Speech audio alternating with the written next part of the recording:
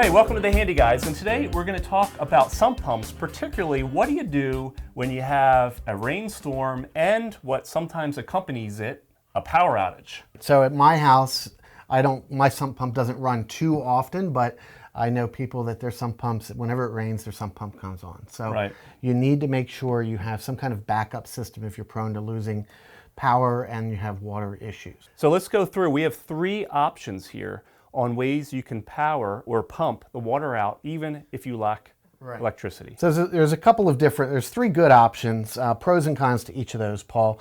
But the first we'll talk about is a battery backup.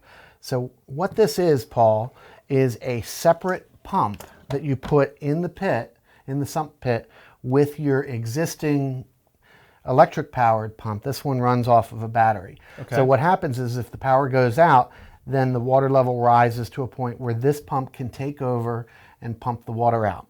And what I like about this system is that they're easy to find. You can get the batteries or the system at your local hardware store or home center. Not a problem. That's right. It does not require professional installation always, but you can certainly have a professional help you out if you need that. The instructions that comes with it are pretty good.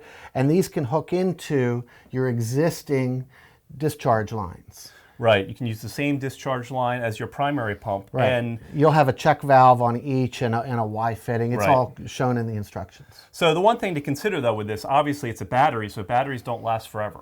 That's right. So this battery, depending on which battery you get, they're going to maybe run 4 hours, 5 hours, something like that. But remember, your pump should not be on continuously. So maybe it'll be on for a few minutes every hour. Right?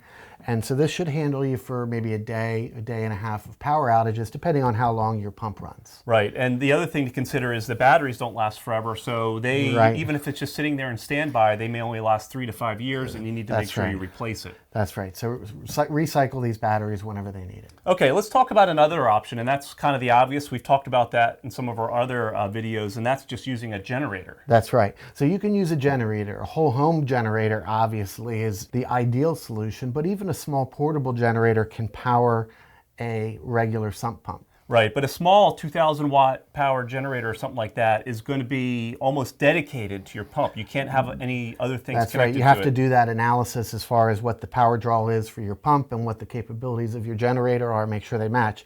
And the other thing I don't necessarily like about using a generator is you're going to have that generator on so that when the pump runs, it needs that power, but the pump may only be on for 10 minutes every hour, 5 minutes every hour, and your generator is running just in case the pump needs to run. Right, so you're better off with a larger, even if it's a portable generator, a larger 5,000 watt generator or something like that, because then you can hook other things to it. You already have it running, powering your lights and your refrigerator, and then it's ready for when your pump comes on. But you're going to need to make sure you size it appropriately.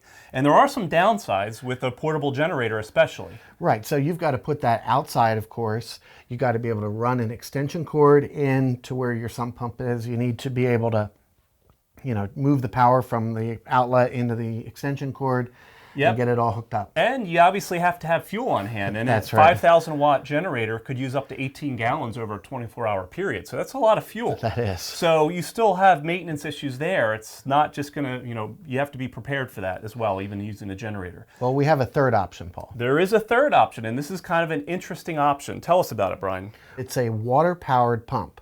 So the way this works is it uses city water to drive a pump, which then will take over when your electricity fails. Right, so this would not work if you have well water in your home. You need to have a municipal water system that has pressure even during power outages, and you would connect this to one of your pipes. That's right. You'd have to have a professional install it for you, and then it uses that pressure power, the power from the water pressure, to actually pump out the water from your pit. So this typically, the other way, so there's your discharge. This would typically get mounted in an unfinished basement above your sump pit, up at the ceiling level, and then this this uptake line would go down into the sump pit. This would be your discharge line out to the outside.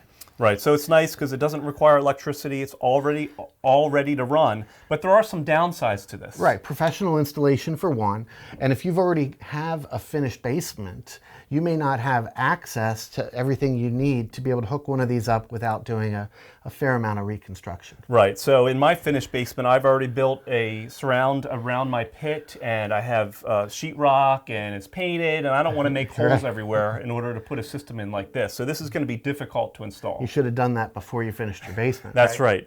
Okay, so there you have it. We have 3 systems. We got battery, we got generator, and we have the water-powered system. That's right. So keep your basements dry when that power goes out. Thanks for watching.